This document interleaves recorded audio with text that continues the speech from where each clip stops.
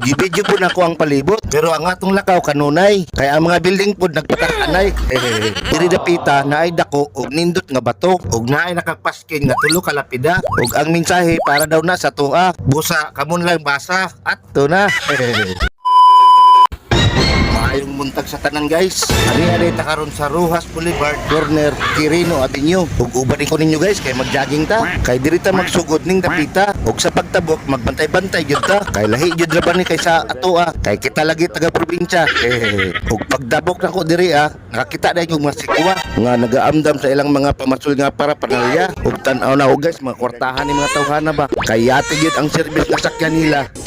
Kay diring dapita guys, kay murag mauday ni ang pantalan sa mga nindot nga yate. Ug tong una daghan dag basura dinhi, pero karon limpyo na tungod kay Tatay D. At to na.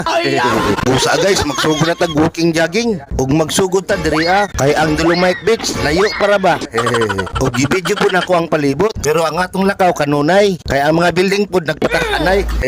Ug abi ninyo guys, kada buntag diri daghan gyud magjogging diri kay dapling dagat lagi, mao ang hangin. Pitipong preskuha. Labi na kung magjogging ka sa adlang Domingo. Kay ang magjogging pertidyong daghana. Klase-klase lang ang imong masugatan diri na ay bata, bayi, laki, o matanda.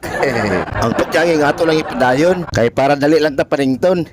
Ug diring napitan daghang iring. Kay alaga na ni sa Amerikana. Mao ni greet din ko niya. Good morning, how are you? Ug wala gyud ko niya tagda. Kay bisig sa isip niya, iring-iring ni ba? Ato na. Mao ni padayon na lang tud ko. Ug napo ko'y gipangutan-an nga ang entrance sa Dolomite Beach kung layo pa ba, ug ingon niya at bang daw anang bildinga. Dili lagi na maklaro, mao nang gisum nako ug ang pangalan Golden Tower dayang bildinga. Medyo na pa gyud ay distansya kay mga 1 ka kilometro, sobra pa ba. Ug abi ninyo guys, anaday kog baktas-baktas diri sa Manila tung nang-apply pa ko sa una kay halos mapudpud na ning tikod sa sapatos ug grabe yung pag-antos. Ug wala nang dugay guys, naabot na kita diri sa Dolomite Beach nga entrance nga entrada. Ug mauday ni ang yang itsura. Busa sulod na ta, let's go. Ug pag sulod na to, daghan na jud ay tao. Ug nibungan din sa tuwa ang pagkanindot sa view, ang pagkaputi sa balas ug ang kalinaw sa dagat. Ug diri dapita na ay dako ug nindot nga bato, ug naay nakapaskin nga tulo ka lapida. Ug ang mensahe para daw na sa tuwa. Busa kamon lang basa at to na. Busa ni padayon kog jogging diri tan-awan yung palibot guys. Perting ninduta ug perting view Pero guys, wala yun ko kasabot sa mga buaya. Kay itong pagbaha, mauning Dolomite ang gipasangin nila. Kay para di matago ang tawa na kwarta nila. At to na. Diring nabita guys, na ako'y nakasugatan nga nag-unom sa cellphone niya. Ug ingon ko ng vlog ka. Ug ningon siya, oo, pareha sa ta. At to na. Guys, ang Dolomite, dili yun eh, may tsura ging ani. Kung dili tungod kay Tatay D. Pero guys, kaning mga kurat na politiko, naglibog yun ko og katingalahan. Kay itong pagbaha, maog yun ni ilang gipasangin nila. Unya, diri ang baha. Unya, sa Davao ilang paimbestigahan. Pero itong sa basura pa ni diri tanan, ilang bisagan o wala gyud nila giatiman. Kay pareha siguro nila sa ilang pagkatao nga basura raman. Kaya ito na tan-awan nyo guys pag kulang gibaha pero maura ning basura ni dagsa. Kunya makita niya ang tubig perting limpyo ug dito sa unahan perting tinawa. Mo nang makaingon jud ka ug makasuli ka diri mura jud kag naa sa Canada. Ug kanang gagmang basura si tatay na bahala na. Ato na. Mo to nagpadayon ko og libot-libot og jogging diri ganahan jud kayo ko kay ang hangin pertipong preskuha. Kay dito sa boarding house perti man pong iganga. Ato na. Og sa akong padayon pag-jogging naabot ang sa tumoy. Og sa akong paglingi-lingi nakita nako si Parikoy Ninoy. Kunya pagkita nako ang hitsura niya luoy. Kay ang iyang isa ka kamot wala na joy umoy. Ambot na unsa ni? Natripan si Rose ni sa mga kulukoy. Naapelapida nga perting hugawa. Wala ati man na og ako lang gyud ang naluoy. Mga hintungdan na unsa naman ni oy. Ato na.